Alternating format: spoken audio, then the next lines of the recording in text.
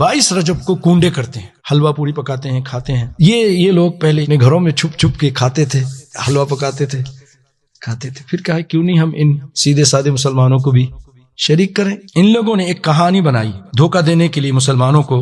وہ کہانی بعد میں اس کو ریاست رامپور میں امیر مینائی لکھنوی کے فرزند خورشید احمد مینائی نے رامپور سے منشی جمیل احمد جمیل کی منظوم یعنی نظم کہانی داستان عجیب چھپوا کر رامپور میں عام طور پر تمام مسلمانوں میں تقسیم کرایا۔ کون سے؟ سن 1906 میں۔ کہانی میں کیا کچھ ہے اس نظم میں، آئیے آپ کو وہ میں بیان کرتا ہوں۔ جو افسانہ ہے کہ مدینے میں ایک لکڑہارا رہتا تھا، بہت غریب تھا، بہت اس نے کوشش کی کہ کسی طرح امیر ہو جائے، حالات درست ہو جائیں، لیکن اس کے حالات اچھے نہیں ہو رہے تھے۔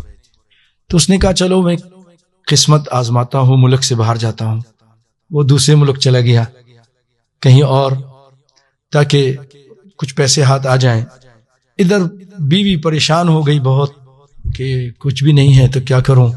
چلو جو وزیر آنی تھی، وزیر کے گھر میں وزیرانی، اس سے جا کے بات کی۔ انہوں نے اس کو نوکری پہ رکھ لیا کہ ٹھیک ہے جھاڑو دینا، صفائی کرنا، تم کو پیسہ دے دیا کریں گے۔ تھی صفائی کرتی تھی۔ ایک دن اسی طرح صفائی کر رہی تھی تو گلی سے جناب امام جعفر صادق رحمت اللہ علیہ گزرے، اپنے ساتھیوں کے ساتھ تھے۔ آپ ٹھہر گئے اور آپ نے لوگوں سے پوچھا آج کون سا دن ہے؟ تو لوگوں نے کہا آج 22 رجب ہے۔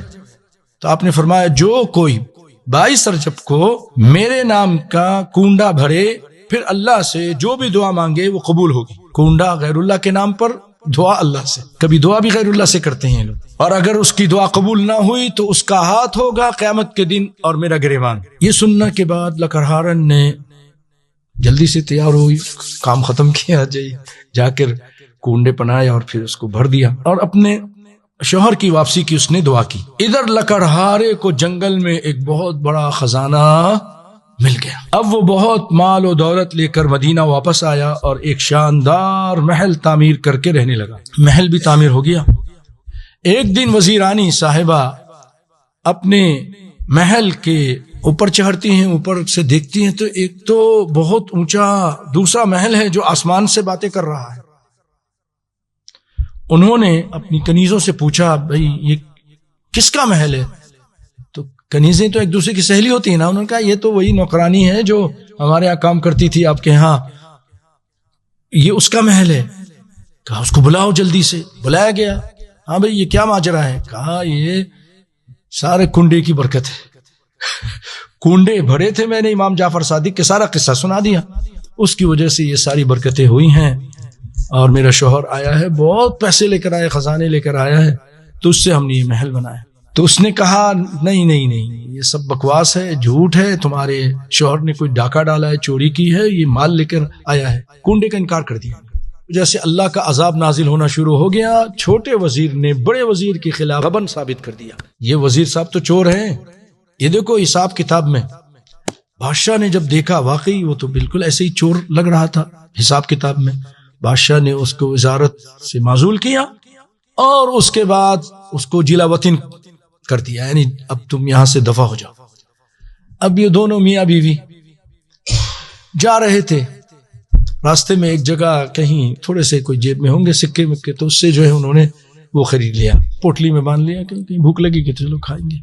ادھر بادشاہ کا جو شہزادہ تھا بیٹا، وہ کہیں شکار کے لیے صبح گیا تھا، اب شام ہو گئی واپس نہیں آیا، سب لوگ پریشان، بادشاہ تو زیادہ پریشان، کہاں ہے میرا بیٹا؟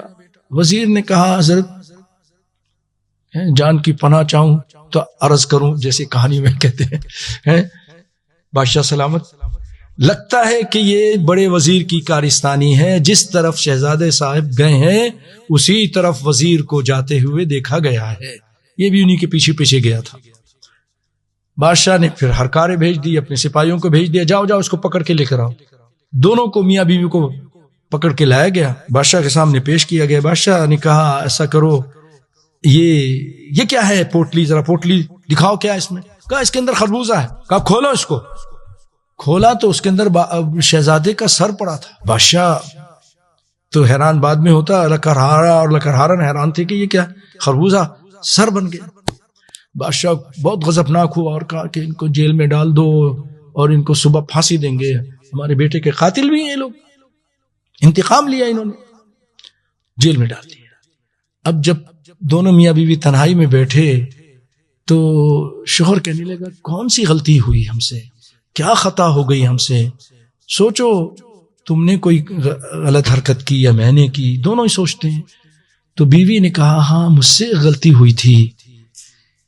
کیا غلطی ہوئی تھی؟